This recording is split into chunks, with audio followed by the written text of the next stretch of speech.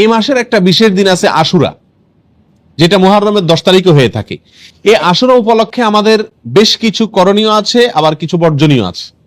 করণীয় কাজ কি সে বিষয়ে বলার আগে বলতে চাই, নবী করিম সাল্লাল্লাহু আলাইহি সাল্লাম মক্কা থেকে যখন মদিনায় হিজরত করে আসলেন, তিনি দেখলেন যে মদিনার মানুষেরা, ইহুদিরা, মদিনায় ইহুদিদের বসবাস ছিল, তাদেরকে তিনি দেখতে পেলেন যে তারা আশুরার দিন অর্থাৎ মুহররমের 10 তারিখে রোজা রাখে। তখন নবী করিম সাল্লাল্লাহু আলাইহি সাল্লাম তাদেরকে জিজ্ঞেস করলেন যে তোমরা এই দিনে রোজা রাখো কেন, রহস্য কি, কি কারণে রোজা রাখো?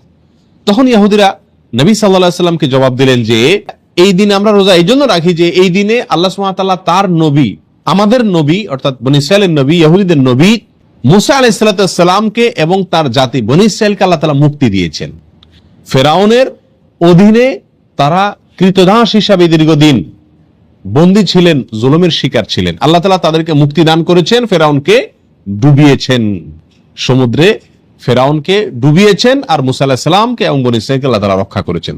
তাহলে বনী ইসরাইল জাতির প্রতি মুসা আলাইহিস সালামের প্রতি আল্লাহ তাআলা অনুগ্রহ নাজিল করেছেন, তাকে এবং তার জাতিকে স্বাধীনতা দিয়েছেন, মুক্তি দিয়েছেন।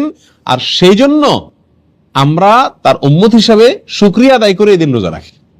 নবী করিম সাল্লাল্লাহু আলাইহি সাল্লাম তাদের এই কথা শুনে বললেন, নাহনু আহাক্কু বিমূসা, তোমরা মুসা আলাইহিস সালামের অনুসারীর দাবি করো ঠিক আছে, কিন্তু মুসা আলাইহিস সালামের অনুসারী হিসাবে তোমরা যত না সত্য, তার চাইতে বেশি সত্যবাদী অনুসারী হিসাবে আমরা। অতএব মুসা আলাইহিস সালামের প্রতি আল্লাহর অনুগ্রহ নাজিল হয়েছে এই দিনে, সেই উপলক্ষে তোমরা যদি শুকরিয়া আদায় করে আল্লাহর কাছে রোজা রাখো, তাহলে আমাদের রোজা রাখার অধিকার আরো বেশি। এই নবী সাল্লাল্লাহু আলাইহি সাল্লাম তখন সাহাবা একরামকে বললেন যে তোমরাও কি করবে, আশুরার দিনে রোজা রাখবে, তবে ইহুদিদের সঙ্গে ব্যতিক্রম করবে। আর ব্যতিক্রমটা হলো এই যে তারা একটি রোজা রাখে, আমরা দুইটা রাখবো। তারা রাখে শুধু আশুরার দিনে, আমরা রাখবো তার সাথে আরেকটা রোজা যোগ করে। এই আরেকটা রোজা যোগের ব্যাপারে কোন কোন বর্ণনা আসছে একটা আগে অথবা একটা পরে, অর্থাৎ 9, 10 অথবা 10, 11। আশুরা তো 10 তারিখের রোজা, তার সাথে একটা আগে অথবা পরে যে কোনো একদিনের একটা রোজা যোগ করে হয় 9, 10 আর না হয় 10, 11 রাখার জন্য বলা হয়েছে। যদিও সেই হাদিসকে উলামা ইকরামের কেউ কেউ সহিহ বলেছেন, কেউ কেউ যঈফ বলেছেন।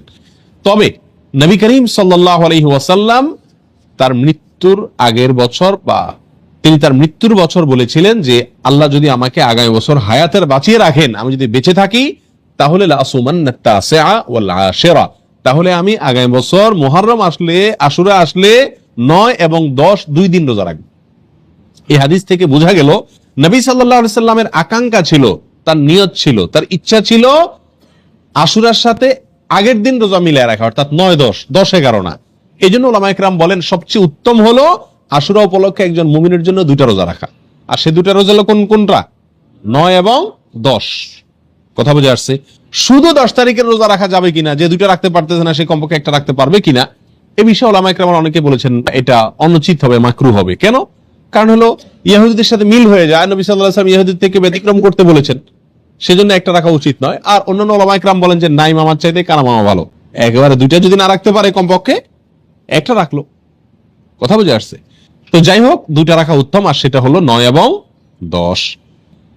এক বর্ণনা আসছে নবী সাল্লাল্লাহু আলাইহি ওয়াসাল্লাম বলেছেন, আবু হুরায়রা রাদিয়াল্লাহু তাআলা বর্ণনা করেছেন হাদিসটি, যে নবী সাল্লাল্লাহু আলাইহি ওয়াসাল্লাম ইরশাদ করেছেন, সিয়ামু ইয়াউমি আশুরা আহতাসিবু আলাল্লাহি আন ইউকাফিরা সানাতাল্লাতী ক্বাবলা, আশুরার দিনে যদি কেউ রোজা রাখে, আল্লাহর প্রতি আমার ধারণা হলো আল্লাহ তাআলা তার পিছনের 1 বছরের গুনাহ মাফ করে দিবেন। ছোট ছোট যে অপরাধগুলো হয়ে থাকে এগুলো আল্লাহ তাআলা মাফ করে দিবেন যদি কেউ কি রাখে, আশুরার রোজা রাখে। প্রিয় ভাইরা, এই রোজার এত বেশি গুরুত্ব যে মদিনাতে সাহাবা একরাম ফরজ রোজা ছাড়া অন্য কোন নফল রোজার জন্য নিজের শিশুদেরকে রোজা রাখাইতেন না, বা রাখাইতেন বলে জানা যায় না, কিন্তু আশুরার রোজা তাদের ছোট ছোট শিশুদেরকে দিয়ে রাখাইতেন। এবং শুধু রাখাইতেন তা নয়, বাচ্চারা যাতে রোজাটা রাখতে পারে, যাতে ক্ষুধার তাড়নায় ভেঙে না ফেলে, সেজন্য তাদেরকে খেলনা ইত্যাদি দিয়ে ভুলায় রাখতেন।